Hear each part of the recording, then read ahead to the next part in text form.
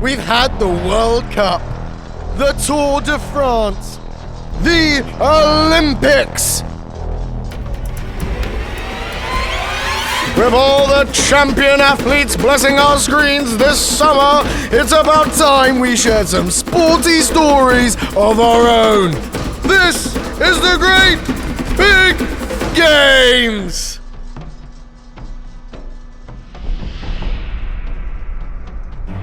There is nothing leisurely about competitive eating. This is an aerobic activity. It's like running a marathon and a 100-yard dash at the same time, except your feet are standing still, but your stomach is moving at 100 miles an hour. My name's Crazy Legs Conti. I've been a major league eater for 15 years. I cannot think of a single food that has not gone competitively into my stomach. Make no mistake, competitive eating is a real sport. It's muscle memory. Your stomach, mind, and body has it if you've prepared well enough. What can go wrong are not the voices in your stomach, but the voices in your head. You're getting full, the contest is going forever. When will this end? Your strategy has to be spot on in terms of your technique, but you don't actually taste the food. At about 15, I start to feel the drag on peristalsis in my system. In competitive eating, we call it the wall. That's where your body just says stop. You're sweating, your cheeks are puffed out, you're exhausted. The last 2 minutes are where dreams are made and realities are broken. That's the most difficult part of any contest. There is no magic in the aftermath of competitive eating. We digest everything we eat. I need to continually drink liquids to kind of create a log flume-like ability in my system. The minimum for any competitive eating contest is 24 hours before I feel human, and by human I mean as a casual diner again. I find the activity of competitive eating to be grueling and challenging and esoteric, but rewarding. I'm gonna eat for the rest of my life. I might as well do it competitively.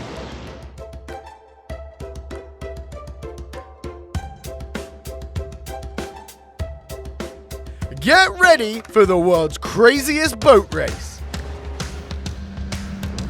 Welcome to South Australia and one of the craziest boat races on Earth. My name's Amanda and I like to race really fast dinghies down very tiny creeks. The Murray River is about 2,500 kilometres long and it weaves and intersects the town of Renmark upon which we race.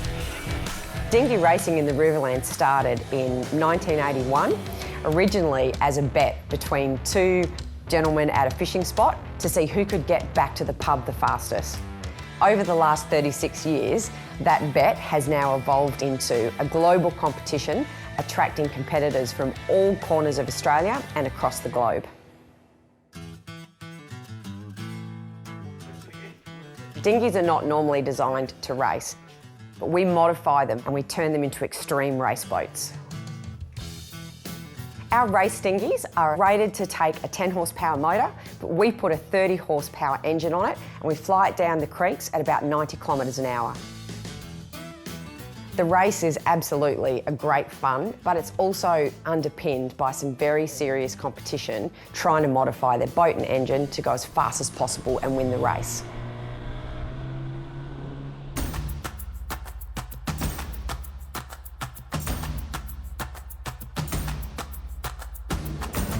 The Dinghy Derby has approximately 100 race boats in the event, which equates to about 200 competitors. You have the driver, and they're responsible for piloting the boat. You also have the navigator, and they're responsible for moving their body weight forward and backward in order to control and steer the boat. We've also got in the order of 3,000 spectators. They'll come down and they'll watch the event because they're seeing the mechanic that fixes their car or the coffee shop owner that serves them their morning coffee. It's all about the community. It's a really family event and there's a strong camaraderie and spirit within the town. I decided to get involved in dinghy racing when my dad unexpectedly passed away 2 years ago, and his best mate and driver, John, asked me if I would take my dad's place in the boat. I really missed my dad, and being involved in this race was a way that I could feel close to him by following in his footsteps, but it was also a really great way of progressing his legacy about showing it to as many new people and competitors as he could.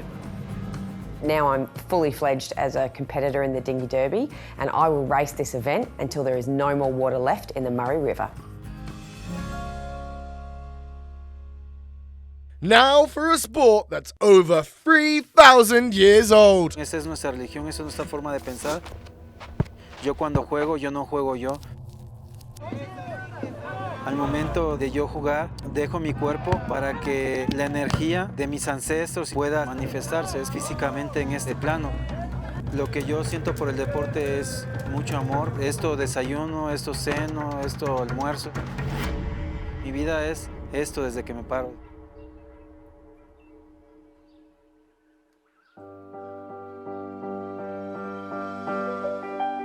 Over 3,000 years ago, long before humans thought of basketball or soccer, the Mayans were playing a sport called Mesoamerican ballgame, which was once one of the most important traditions in their culture. Today, a group of Mexicans are trying to revive this ancient game, and Armando is at the heart of this movement. Mi nombre es Armando Osorio y me dedico a difundir el juego de pelota en México y en otros países.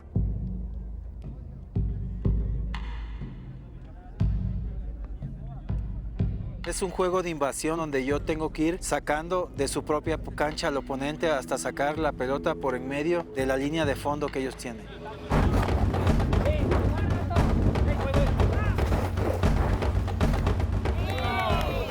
Look closely and you'll see what makes this sport so unique, that you can only use your hips to hit the ball. No hands, no feet, just your bare hips against a solid rubber ball.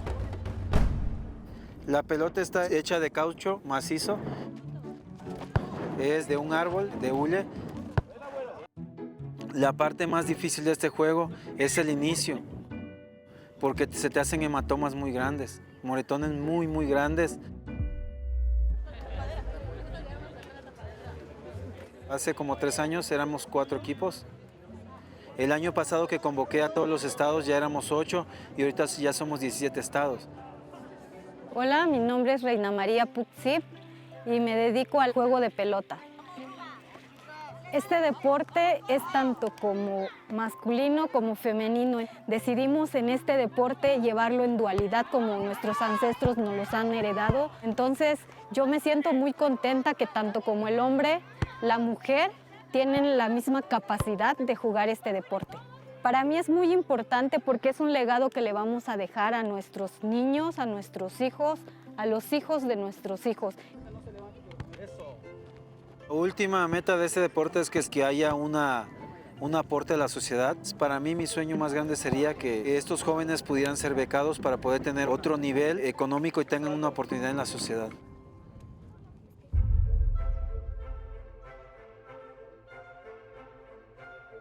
Cuando vino la Santa Inquisición fue que empezó a prohibir este deporte. Si no hubiese sido prohibido por ellos, ahorita fuera el deporte más famoso que el fútbol. La última meta de este deporte es poder hacer una liga profesional como es el fútbol. El deporte es más que un simple deporte, este es un amor hacia el deporte.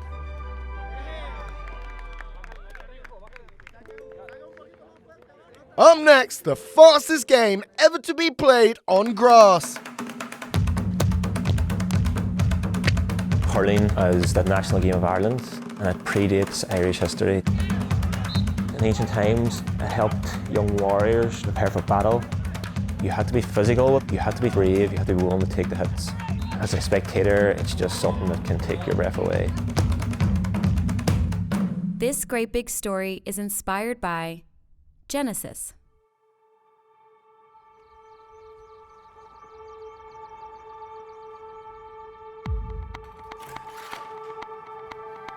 Growing up, my grandfather always told me that the 2 most Irish things you could do was to speak the language and to play hurling.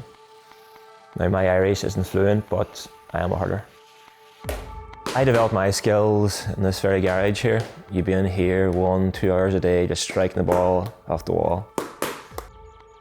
I'm from Donegal, it's a county in the northwest of Ireland. Donegal will be a very rural area. Hurling won't be as popular here as it would be down south, but people will dedicate their lives to it.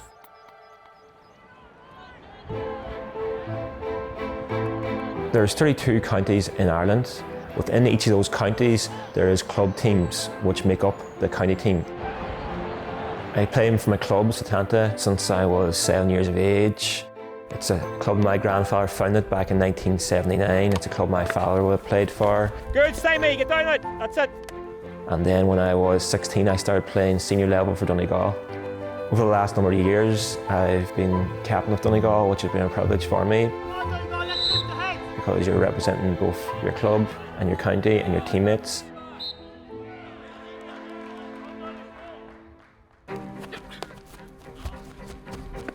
Hurling is the fastest field sport on grass. This means the ball can move from one end of the pitch in the space of 2 or 3 seconds. If you watch a game of hurling, you would think there are no rules involved here. But for a hurler, there's a lot of method behind the madness. There's 15 players on each team, 2 teams on a field with 2 goals at either end. The main skills involved are picking up the ball, striking at the ball, and you're competing against the other team to score at opposite ends of the field. It's similar to lacrosse because you're passing the ball with a stick, but unlike lacrosse where you have a net, you're using a flat piece of ash, and it just makes that much more difficult because you're not guaranteed control of the ball. There's some big hits that wouldn't be out of place in an American football game, but you've got to really be brave, get back up on your feet and go again.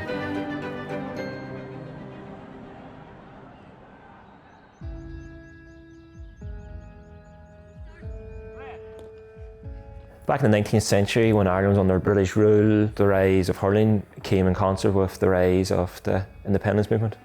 Try to catch it, good.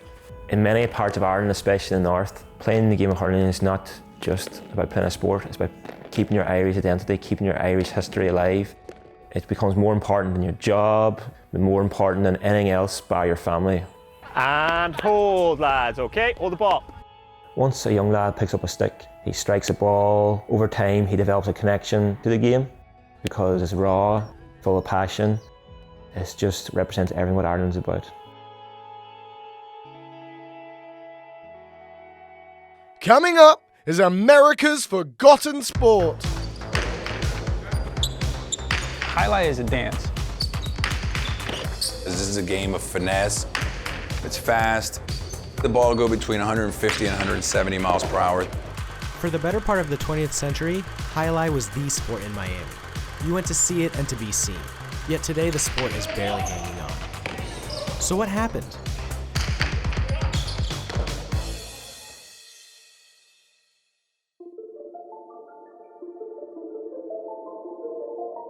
Highlight's a sport that was very famous back in the 40s, 50s, and it comes from Europe, Spain, France. In 1924, it arrived in Miami. Highlight, one of the oldest of ball games, is taking winter residents at Miami by storm. It's been dubbed the world's fastest game. You may have vague memories of seeing it in a Dos Equis commercial or in the opening scene of Miami Vice. It was an exciting sport, and we used to get a lot of celebrities that would come out and want to be a part of it and want to be seen at Highlight. That's Benny Bueno. He's one of the most decorated American highlight players of all time.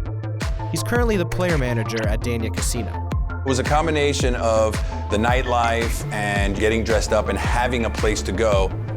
The largest crowd that ever visited Miami Highlight was 15,000 people. The arena held probably about 12,000. It's just something that's visually stimulating for someone that's never seen it. It's addicting in a sense. I've been playing highlight for 28 years. I got to experience a good 5 years of 7,000 to 8,000 people in the fronton. It was so loud you couldn't really hear your partners, and it was just awesome to play in front of a huge crowd. Now the inevitable question. How did we go from crowds of 10,000 plus to a scattered 100 on a good day? I believe it was in the mid-30s that gambling was legalized on Highlight. The wagering on Highlight has always been a blessing and a curse, in the sense where the wagering is what has kept it alive for so long. but it is kind of taking away a little bit of the sport, the athleticism, the game itself. Over the years, the focus has changed. It's no longer a highlight arena. It is a casino with a highlight arena with a poker room, and the focus is mainly on the property rather than just the sport of highlight. But that wasn't the sport's only problem. In 1981, then owner of World Highlight, Roger Wheeler, was assassinated. His murder is associated with Whitey Bulger and the Winter Hill Gang. And the sport became inexorably tied to organized crime in the public's mind. Then, in 1988, there was a player strike that lasted 3 years. It all was the perfect storm where it started to take some of our clientele away. I don't want it to be on my watch that highlight goes away or fails. It's a lot of fun, and it's something that I did for 25 years, so I can't just walk away. Looking out at the crowd and seeing less people doesn't deter my work ethic. Go Red, go Red! I'm gonna play the same level and prepare myself, whether it's 1,000 people or 200 people. Once the ball's in the air, you gotta move. Playing the sport at that speed every day, you know, is awesome. I still have the love and the passion for the game. Finally, take a look at the grittier side of the tug of war. Are you ready? Okay, good afternoon, ladies and gentlemen. Welcome to Brooklyn, Wisconsin. We're about to start the competition here today, and anytime you guys are ready to pull, well, you go ahead and pull and never mind me. Ready! Tighter! Tug of war is the ultimate team sport. If one man goes down, he can take the whole team down with him, because you have to have 8 pullers working in unison as one. Keep that, keep that, keep that! To the general public, they think tug of war may be just a game in high school. Oh, keep it low! In serious competition, there's strict rules and guidelines, and only the top athletes in the countries get to that level. Center. Keep it down, boys, keep it down. If you're going into a rope pull, you might be the strongest person in the world, but if your head isn't in it, you're going to lose. Got it bent, got it bent. Keep it bent, keep it bent. Take the position, Scott. There you go, there you go. There you go. Ah, good job, guys. Your legs are the strongest muscles in your body, and they can push 400 pounds easy. And you got to transfer that through your hands.